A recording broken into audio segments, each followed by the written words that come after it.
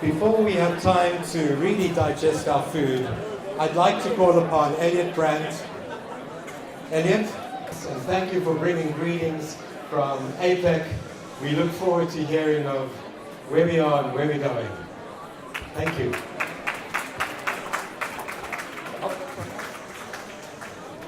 Good evening. Oh, hey, this thing works. I love what you've done with the garage. I am here representing AIPAC, but also, Erica Newberg, and my colleagues in Washington, D.C. Yes, that's for Erica.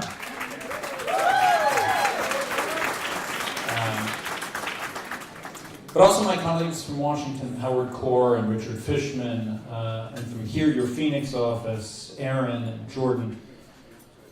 I have to say, I was looking at the program and was struck by the quality of the other speakers, and not just the quality of the other speakers, but the quantity of the quality of the other speakers, which explained why, when I was invited to speak, they asked me my meal preference for dinner and for breakfast. It is, however, not terribly common for AIPAC senior management to travel across the country for the opening of a shul. But this shul is not common. What your Rabbi and Rebbetzin and what your Balabatim, the men and women who lead this congregation, what you have built here, and frankly what we need you to build here, is extraordinary, and that's the reason this organization wanted to be represented here this evening. We are extraordinarily proud to be partners in this effort with you. I had an opportunity to speak in this community not too long ago, and I want to quote the same sage whom I quoted then, now. That great scholar of Western culture, Yogi Berra. Yogi Berra was told that the city of Dublin had elected its first Jewish mayor. And Yogi Berra said, only in America. Now, ladies and gentlemen, I love that quote, but it happens to be true only in America. It is extraordinary this moment in time, but it is extraordinary to live in this country at this time, in the United States of America. And I say that cognizant of what happened in Pittsburgh. Pittsburgh is this stain, this moment. It is almost like the shattering of the glass at a wedding. It is in this moment of our great joy that we remember what so recently happened and the trauma of that day. But I heard in the aftermath of Pittsburgh that maybe America was becoming an anti-Semitic country. And here's what we all know. It's not. Because there's a difference between an anti-Semitic incident and an anti-Semitic culture. And this country has been better to the Jewish people than virtually any country in the history of the world. Anti-Semitism isn't institutional, it's not cultural, it's not political. We live in a blessed time. But it is worth mentioning, and I was struck in reading the program and in listening to the speeches this evening. If you read just the welcome in the program, the word home and house are mentioned 5 times. And I don't think it's accidental. I think this shul sees itself as a home. And so it's fitting, I think, that we quote from Ki Tetzeh, from Deuteronomy. The notion, the mitzvah, that if you're going to build a home, you must build a parapet. That's a good one. Everyone familiar with parapets? You build basically a fence around the roof to protect the people in the home. And I think that's a theme that I want to leave you with, this notion of building and protecting. I just think there's 3 things that we should spend real time and attention building and protecting here in this community. The first is this congregation and what it represents in this community. Author after author write about the fact that in this day and age there is a scourge of loneliness in America. That people are walking around together alone, desperate for a sense of connection and meaning. And if it is true, and I believe it is, that people follow vision and they follow passion, then they are going to come here. And here's my prediction, Rabbi. The building's a little small.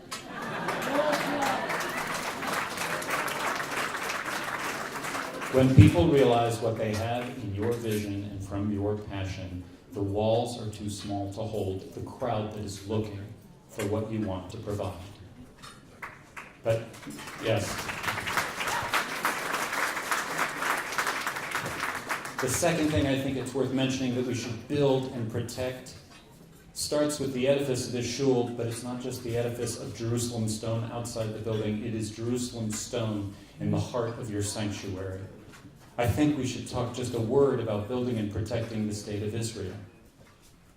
We live in a moment, in the span of Jewish history, my friends, the time in which there was both a free and independent Jewish state and an empowered diaspora. This is good. This is good. Anybody? It looks delicious. I'm going to keep going. 50 years is the measurement of time in which there was both a Jewish state and a powerful Jewish diaspora. And we are blessed to live in that time.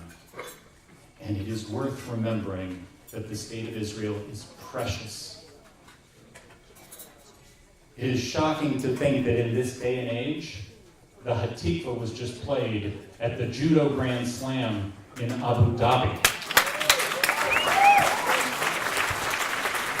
And the Sultan of Oman welcomed the Prime Minister of Israel. And the State of Israel has provided more than 24 countries with live intelligence about potential terrorist attacks. And it is the State of Israel that is now selling wine to France and caviar to Russia. We live in this extraordinary time, but it's fragile. And we all know that it is still the case that there are families like the Frankel family waking up not aware of the shattering that may come that day. Too many stories. And the fact that just days ago, 100,000 Israelis endured 550 rockets and missiles. And it is the case that with a drone crossing south, we saw the first chapter of the direct war between Israel and Iran. We live in a fragile time, and we live in a period of time when there is an independent and Jewish state. And for those to be true, then we are always going to want an America that stands with her. So I don't know how many of you know this, we just had some elections.